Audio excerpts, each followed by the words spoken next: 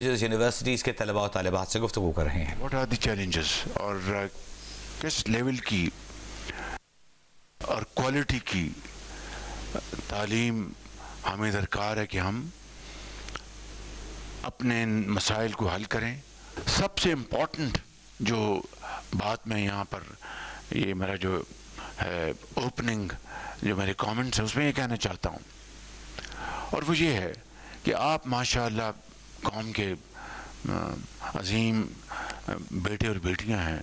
और यकीन करें कि मैं बात दिल से कह रहा हूँ। मुझे कोई आपको यहाँ पर बेजा तौर पर खुश नहीं करना, but I believe in this from the core of my heart. तो आपने आईटी में अपने लोहा मनवाया, टेक्निकल जो स्किल्स हैं उसमें लोहा मनवाया, वोकेशनल जो स्किल्स हैं उसमें लोहा मनवाया, लेकिन फॉर वन रीज़न और द अदर आईटी की फील्ड में जहाँ पर पाकिस्तान के अंदर बेपनाह टैलेंट मौजूद है, without promoting my own humble contribution, Arfa cream tower में पाकिस्तान की पहली आईटी यूनिवर्सिटी 2012 में मार्ज वजूद में आई और ये वो शोबा है जहाँ पर हमारी यूथ माशाअल्लाह बहुत टैलेंटेड है, बड़ा आप में जज्बा है, मगर इसमें भी again because of policy failures, lack of proper support, incentives, या जो भी कह लें आप, उसमें आज देखें कि हमारी जो आईटी की एक्सपोर्ट्स हैं वो तकरीबन $2.5 बिलियन की, शायद लगभग $2.5 बिलियन, शायद 3 होगी। मगर ये बातें करके मैं ये कहना चाहता हूँ कि अल्लाह ताला के फजल करम से मैं इसमें बिलीव करता हूँ और आप भी करते हैं कि it's never too late, wherever there is a will there is a way. तो मैं समझता हूँ कि ये वो मैदान है जिसमें हमें अपनी नौजवान नस्ल को जितना भी हम उनके ऊपर ख़र्चा करें, and this is not expenditure, this is investment on our youth. ये इन्वेस्टमेंट है क्योंकि इसके डिविडेंड्स अल्हम्दुलिल्लाह बेपनाह होंगे। तो मैं समझता हूँ कि आईटी और आईटी लेड एक्सपोर्ट ग्रोथ,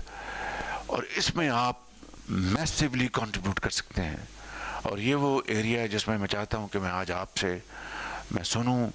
गौर से अपना कान लगाऊं और आपकी बातों को गौर से सुनूं, नोट करूं, ताकि आइंदा जब भी 8 फरवरी को इलेक्शंस हैं, उसके बाद किसको अल्लाह ताला ने मौका देना है वो तो अल्लाह ताला को पता है, लेकिन 8 फरवरी को अगर उस इलेक्शन के नतीजे में जो भी गवर्नमेंट आती है तो उसकी जो प्रायोरिटी क्या होगी, प्रायोरिटी होगी एम्पावरमेंट ऑफ आवर यूथ, नौजवान नस्ल को उनको आला तालीम से हमकिनार कराना और एक बड़ी well thought out education policy. उसके बाद जो सबसे बड़ा चैलेंज है that they are able to get a job, और वो वक़ार के साथ, इज़्ज़त के साथ वो अपनी ज़िंदगी संवार सकें, अपने माँ बाप का सहारा बन सकें और उनका बोझ उठा सकें, एक इज़्ज़त की उनको नौकरी मिले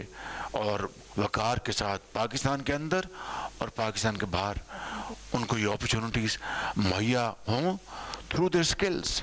इसी तरीके से आप खेल के मैदान को ले लें। आप बड़े बड़े हमारे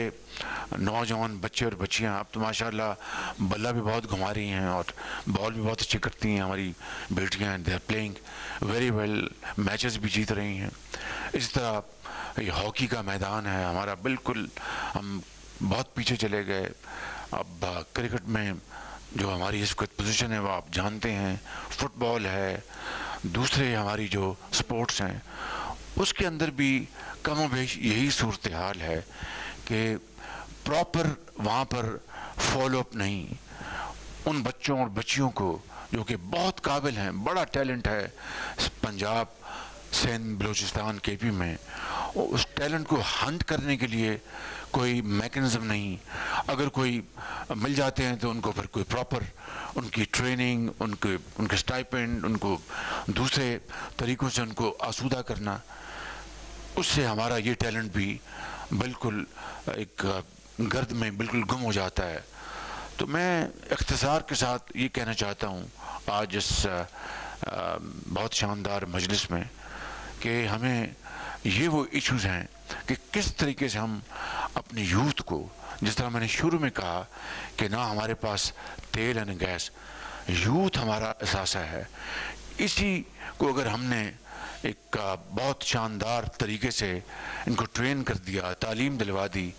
تو then there's nothing to worry۔ پھر اللہ تعالیٰ کے فضل و کرم سے معاملات بہت شاندار ہو جائیں گے، اور جو ماضی کے دکھ ہیں وہ سکھ میں بدل جائیں گے، اور ماضی کی جو ہماری جو تکالیف ہیں وہ خوشیوں میں بدل جائیں گی۔ شرط یہ ہے کہ we should carve out our path with proper consultative process and carve out our vision، جس کے ذریعے ہم پاکستان کو صحیح معنوں میں، ہم دن رات بات کرتے ہیں کہ قائد اعظم کا پاکستان 76 سال گزر گئے ہیں، ہم ہنوز اس منزل سے بہت دور ہیں۔ تو میں سمجھتا ہوں کہ ہمیں یہ چیلنج ہے، آج کا یہ چیلنج ہے، اور بڑے اور چیلنج ساتھ جڑے ہوئے ہیں۔ میں نے جو ایز این اوپننگ ریمارکس میں نے چند باتیں آپ کی خدمت میں کہی ہیں، تو اب میں چاہوں گا کہ میں اب آپ کی باتیں سنوں، آپ سے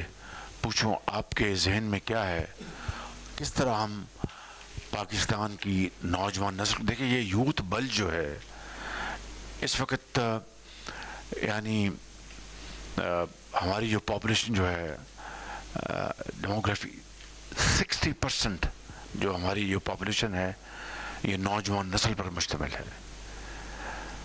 اور یہ 15 سال سے لے کے 30 سال تک یہ 60% بنتا ہے۔ اب اس کو اگر ہم نے صحیح طور پر ان کی رہنمائی نہ کی، ان کو ہم نے وسائل مہیا نہ کیے، تو ایک بہت بڑا چیلنج بن جائے گا۔ اور اگر ہم نے ان کو مل کر ان کے ساتھ مشاورت سے ایسی پالیسی بنائی جس سے کہ یہ یوتھ پاکستان کے لیے ایک ہماری قسمت سنوار دے گی، تو یہ اٹس اے گریٹ اپرچونٹی۔ تو یہ چیلنج بھی ہے اور اپرچونٹی بھی ہے، اٹس آل کہ ہم نے اس چیلنج کو کس طرح حل کرنا ہے۔ تو میں چاہتا ہوں کہ اب میں آپ سے